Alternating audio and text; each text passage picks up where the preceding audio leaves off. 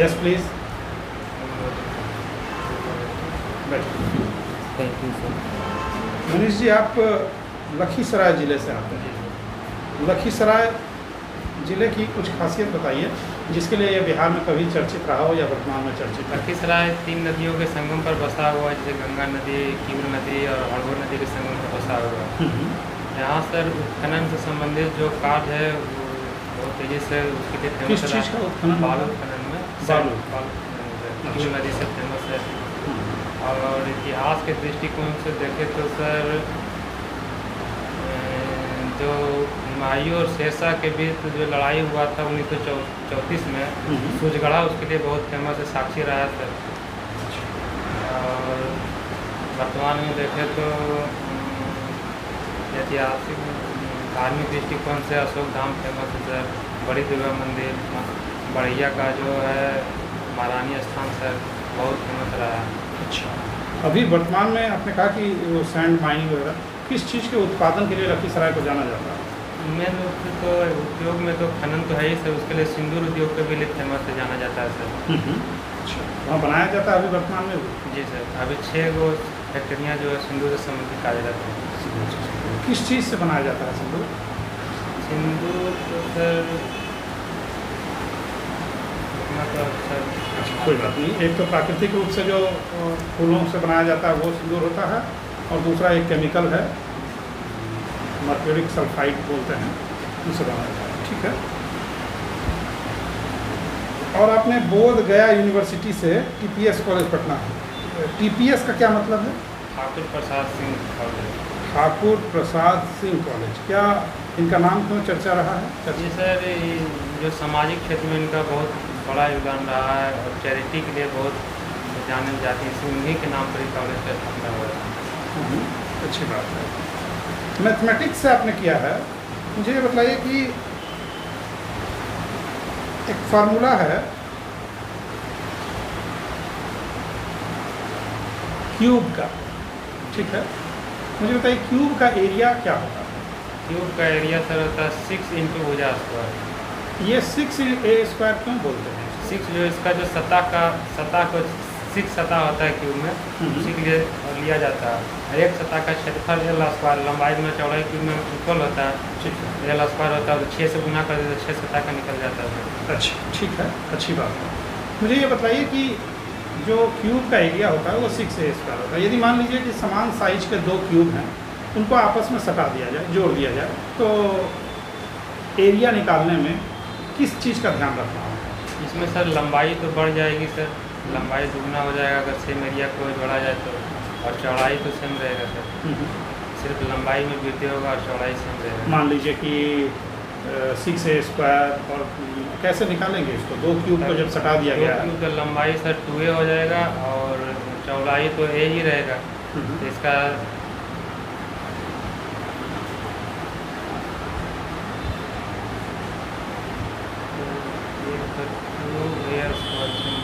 तो 12a² हो जाएगा सर। आपका कहना है कि 6a² प्लस 6a² में हम लोगों को क्या करना होगा? लंबाई 2a हो जाएगा। लंबाई 2a, चौड़ाई है, तो एक फलक का क्षेत्रफल तो 2a² हो जाएगा, तो 6 फलक का हो जाएगा 6a², 12a²।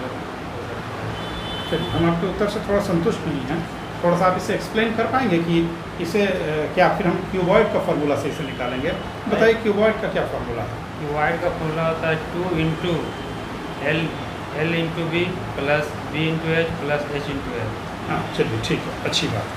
वैसे जब 2 क्यूब को हम सटाएंगे, ठीक है, जक्स्टापोज करेंगे, तो जो सटने वाली सतह है उसके एरिया को माइनस कर देना पड़ेगा, अदरवाइज दोनों क्यूब का जो एरिया रहेगा उस एक दूसरे से जुड़ जाएंगे, और जो पार्ट कवर्ड हो जाएगा उस एरिया को हम लोग घटा करके निकाल सकते हैं, जैसे 6a² plus 6a² minus 2a²। चलिए, अच्छी बात। एट ए टाइम सोच नहीं पा रहे हैं। नहीं, ठीक है, आपने जो जवाब दिया कि क्यूबॉइड के फार्मूले से भी इसे निकालेंगे, वो भी अच्छी बात है। मुझे बताइए कि मैथमेटिक्स का जो ब्रांच है उसका कौन सा पार्ट मानव जीवन के लिए सबसे ज़्यादा एप्लीकेबल है? कोई 3 पार्ट ऐसा बताइए। सबसे ज़्यादा तो पहला तो नंबर सिस्टम है सर, जो मानव जीवन में सबसे ज़्यादा उपयोगी है। उसके बाद एक पाइथागोरस प्रमेय भी सर बहुत उपयोगी है। ठीक है, पाइथागोरस प्रमेय का मानव जीवन में कोई उपयोग बताइए। सर जैसे कि अगर लंबाई और चौड़ाई दिया हुआ तो उससे उसका हम तिरछी ऊंचाई हाइट जो उसका तिरछी लंबाई क्यों निकाल सकते हैं। निकालेंगे? लंबाई चौड़ाई दिया हुआ मेरे पास, तुम क्यों कहाँ दिया? अगर हम उसको तिरछी ऊंचाई लंबाई निकालते हैं तो किसी डायगोनल में या कहीं पुल बनाने में या कहीं भी इसका यूज होता है सर। अच्छा, पुल वगैरह। और एक तो ब्रांच आपने कहा नंबर सिस्टम यानी अरिथमेटिक, और देखें तो सर ज्योमेट्री का भी एक बहुत बड़ा एग्जाम रहा है सर मैथमेटिक्स में। चलिए अच्छी बात। ये बताइए कि अक्सर देखा गया है कि बच्चे विज्ञान विषय से काफ़ी डरते हैं। चले जाएंगे कुछ क्षेत्रों में तो आपको मैथमेटिक्स और फिजिक्स सब्जेक्ट पढ़ने के मुकाबले कंपटीशंस में भी बच्चे काफ़ी थोड़ा सा झिझकते हैं। विज्ञान विषय के प्रति या फिर वैज्ञानिक बनने के प्रति लोगों में रुझान या छात्रों में रुझान क्यों नहीं पाया जाता?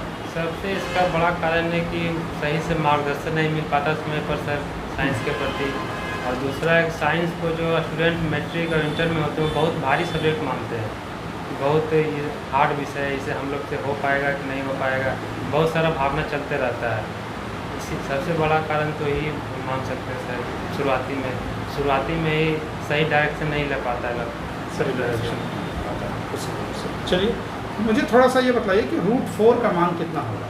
+-2 सर। ये +-2 जो हम लोग कहते हैं, ये बताइए कि किसी भी नंबर को प्लस और माइनस में नंबर स्केल पर व्यक्त किया जाता है, ठीक है? 0 को प्लस या माइनस में क्यों नहीं व्यक्त किया जाता? 0 सर बीचों बीच में होता है। मुख्य जो बिंदु दो संख्याओं को अलग करता है, बीचों बीच में 0 होता है, इसलिए 0 से नीचे वाला को माइनस में लेते हैं और ऊपर वाला को आगे वाला को प्लस में लेते हैं। और शून्य के ऊपर हम लोग मानते हैं कि ना तो ये प्लस है और ना तो ये माइनस। शून्य जो है ना तो प्लस है ना तो माइनस में गिना जाता है। ठीक।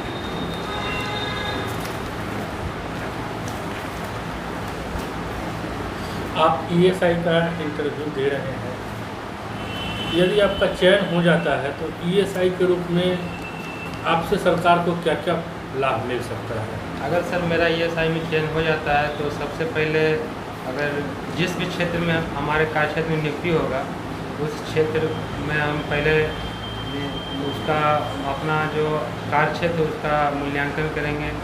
उसके बाद उसमें जो भी कमियां हैं उसको निकालेंगे, उसको दूर करने का प्रयास करेंगे। और जो भी सरकार का जो बिहार सरकार करारोपण अधिनियम है उसको तो लागू करेंगे। साथ ही जो सर अच्छा ये बताइए कि एक ESI क्या क्या कार्य करते हैं? ESI सबसे उसका मेन कार्य होता है जो टैक्स को कलेक्ट करना, और इसके अलावा सर ओवरलोडिंग हो गया, गाड़ी का फिटनेस हो गया और पोल्यूशन हो गया, ये सब भी वगैरह चेक करना होता है। एक सामान्य गाड़ी, प्राइवेट गाड़ी है, उसके कागजातों में आप क्या क्या डॉक्यूमेंट्स जांच करेंगे? सबसे पहला तो सर गाड़ी का जो नंबर से संबंधित रजिस्ट्रेशन है उसको चेक करेंगे, पोल्यूशन सर्टिफिकेट को चेक करेंगे सर। गाड़ी का जो अभी गाड़ी जो चला रहे हैं उनको भी चेक करेंगे जी, उसका ड्राइविंग लाइसेंस चेक करना है। और कुछ चेक करेंगे? ड्राइविंग लाइसेंस सर अभी रिकॉल नहीं हो पाएगा। उसका इंश्योरेंस चेक करेंगे। और एक कमर्शियल व्हीकल है, उसमें इन सब कागजातों के अतिरिक्त क्या चेक करते हैं आप? 1-2 है तो बताइए आपकी जानकारी में।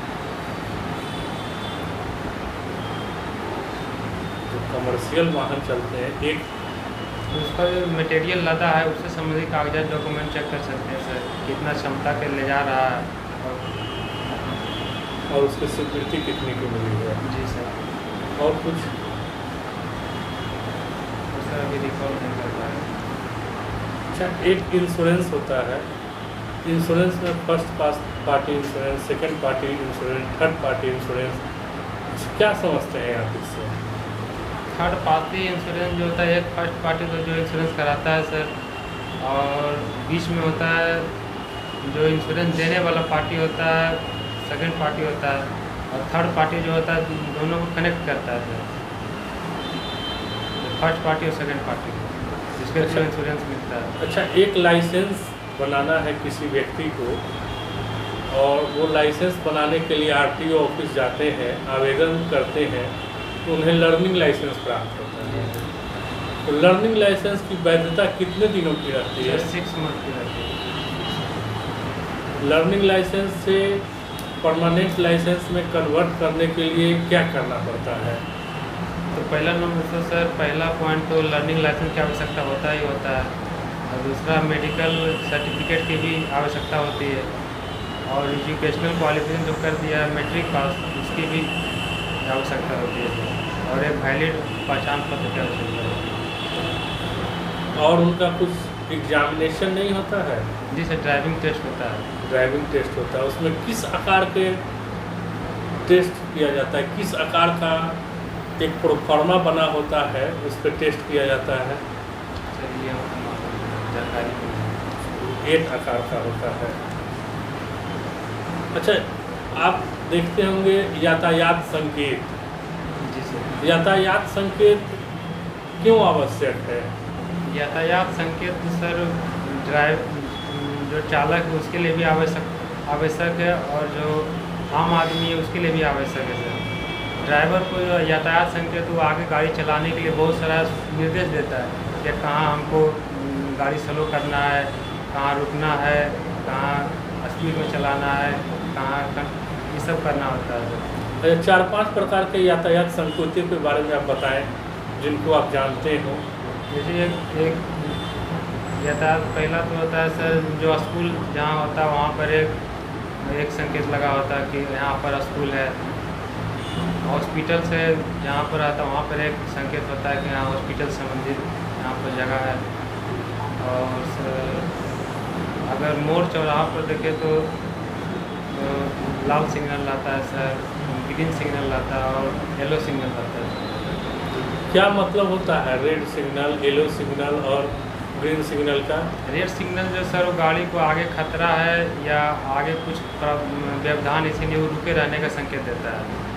और जो येलो सिग्नल है वो सर मैंने कि स्पीड कम, लिमिट स्पीड जो बना हुआ है उससे जो आगे मैंने कि जो नॉर्मल स्पीड है उससे आगे बढ़ा जा सकता है। और ग्रीन सिग्नल जो आगे जो रास्ता पूरा क्लियर है इसीलिए वो अपना थ्रू देता है कि जा सकते हैं, आगे बढ़ सकते हैं। ठीक है।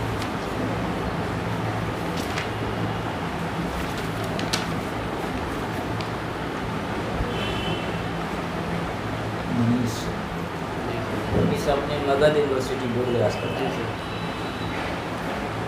गया तो देश के साथ साथ विदेशों में प्रसिद्ध रहा। Yes sir. कुछ बताइए आप गया के बारे में।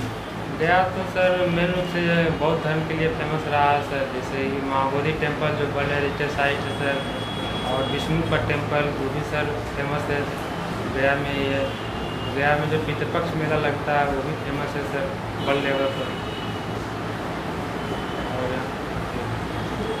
तो ये बौद्ध धर्म के बारे में बताइए कि बौद्ध धर्म वर्तमान में प्रासंगिक है, किस तरीके से है प्रासंगिक? बौद्ध धर्म में जो सत्य और अहिंसा पर ही बल दिया गया है सर, इसीलिए शायद पूरा वर्ल्ड में फेमस है। आप नहीं जानते हैं बौद्ध धर्म बारे में? जानते हैं लेकिन उतना फैक्ट सर पता नहीं। बौद्ध धर्म कहा जाता है कि अशोक ने बौद्ध धर्म का संरक्षण दिया था। जी सर।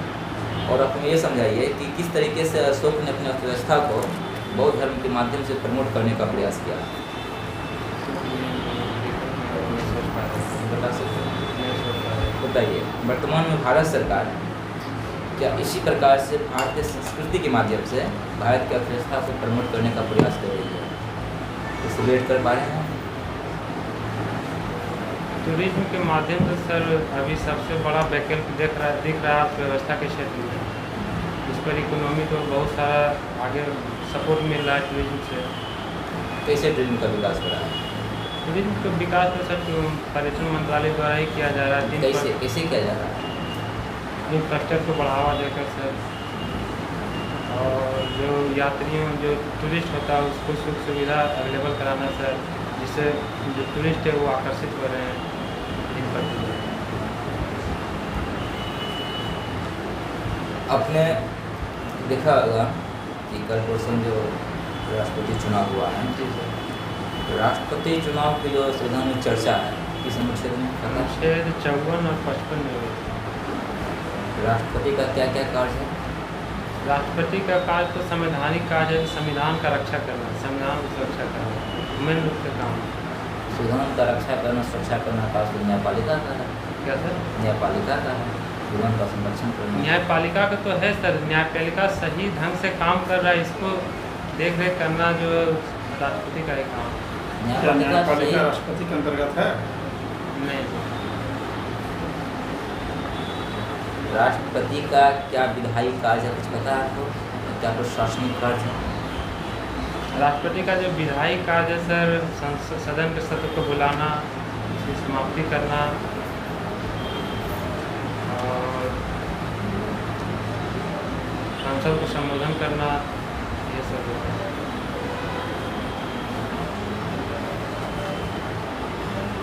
चलिए आप बताइए, बिहार से डॉक्टर राजेंद्र प्रसाद बारे में पढ़ा, उनका क्या भूमिका है? वो तो सर भारत के पहले राष्ट्रपति के रूप में चुने गए हैं। सबसे बड़ा योगदान तो ये बिहार से ही संबंधित है। राष्ट्रपति के रूप में चुने गए, ये भूमिका हो गया उनका। उनका क्या क्या योगदान देश में रहा है, ये हम हमसे पूछ रहे हैं। इसलिए उनको रिकॉर्ड नहीं कर पाए तो चलिए कोई बात नहीं। आपने हॉबी लिखा है प्ले विद चिल्ड्रेन। जी सर। भाई बच्चों के साथ खेलते हैं। जी सर, हमको टाइम जब मिलता है तो बच्चों के बीच रहना। कितने आयु के बच्चों के बीच खेलना पसंद करते हैं? अभी सर 10 वर्ष के जो 10 साल के नीचे का है। पढ़ाना क्यों नहीं पसंद है आपको? मैथ से जब आपने उसको जो- गाइड करते हैं, पढ़ाते भी है सर, मौका मिलता है तो सुझाव देना, गाइडेंस देना, चलिए, पढ़ाना। मैथ्स आपका सब्जेक्ट है। बताइए कि मैथ्स में ट्राइंगल का एरिया के लिए 1/2 × b × h एक फार्मूला है। वो फार्मूला बताइए जो हर तरह के ट्राइंगल के एरिया को निकालने में यूज़ हो सकता है। मैंने जो फार्मूला बताया वो केवल राइट ट्राइंगल के लिए। मैथ्स में एक फार्मूला है जो किसी भी प्रकार के ट्राइंगल के एरिया को निकालने में यूज़ होता है। उस फार्मूला का नाम बताइए। हीरो से सर निकाला जा सकता है। हीरोन्स फार्मूला से निकाला जा सकता है। क्या है ये formula? √s × s - a × s - b × s - c होता है। s × s - a नहीं कहेंगे, s _ s - a है ना, अंडर ब्रैकेट। √। हाँ, अंडर होल या अंडर ब्रैकेट। तो कितने प्रकार के ट्राइंगल होते हैं? ट्रायंगल तो मेनली सर 4 प्रकार के होते हैं। कौन कौन? एक समबाहु त्रिभुज, समद्विबाहु त्रिभुज, समकोण त्रिभुज। कोण के आधार पर तो समकोण होगा। ठीक है, चलिए। तो क्या समकोण त्रिभुज कहना और समबाहु विषमबाहु, मुझे लगता है 3 ही प्रकार के ट्राइंगल जी होते सर, हैं। ये कोण के आधार पर समकोण त्रिभुज। हाँ, चलिए, कोई बात नहीं। मुझे बताइए कि समरूप और सर्वांगसम में क्या अंतर है? सर सर्वांगसम में जो होता है कि उसका आकार और आकृति जो है दूसरे त्रिभुज के समान होता है और सभी भुजाएं। कोई एग्जांपल दीजिए समरूप का और सर्वांगसम का, मतलब कॉन्ग्रुएंट का और क्या बोलते हैं उसे? जैसे SAS सर्वांग समता होता है सर, और SSS सर्वांग समता होता है सर। ठीक है, चलिए, कोई बात नहीं। अपना स्ट्रॉन्ग पॉइंट बतलाइए कुछ जो आपका व्यक्तित्व का सबल पक्ष हो। जैसे सर मेरा अच्छा स्थिति और बैड स्थिति दोनों में हम बैलेंस बना के रखते हैं, बैलेंस रखते हैं। बहुत अच्छी बात करते हैं। और कोई ऐसी अपने व्यक्तित्व की कमजोरी? सर कमजोरी तो मेरा रहा कि हम सुबह थोड़ा देर से जगते हैं, ये मेरा सबसे वीक पॉइंट में आता है। सबसे मैंने थोड़ा देर से जगते हैं, ये तो बहुत ही घोर अन्याय है व्यक्तित्व से। ये बताइए मुझे कि आदमी को सुबह क्यों उठना चाहिए? सुबह उठने से सर उसका व्यक्तित्व स्वभाव अच्छा रहता है, दिन ब दिनचर्या अच्छा गुजरता है। बायोलॉजिकली बतलाइए मुझे। इसका सिंपल बायोलॉजिकल रीज़न है कि जब आप सुबह उठते हैं तो आपके पास काफ़ी समय मिलता है कुछ कामों को करने का। और एक तो ये नेचुरल काम है कि पक्षी भी देखिए आप सुबह उठ जाते हैं और तो अपने काम पे लग जाते हैं ताकि लेट नाइट तक उनको जगना ना पड़े। और दूसरा बायोलॉजिकल रीज़न है कि आपके शरीर में भोजन 6 घंटे के अंदर पच जाता है।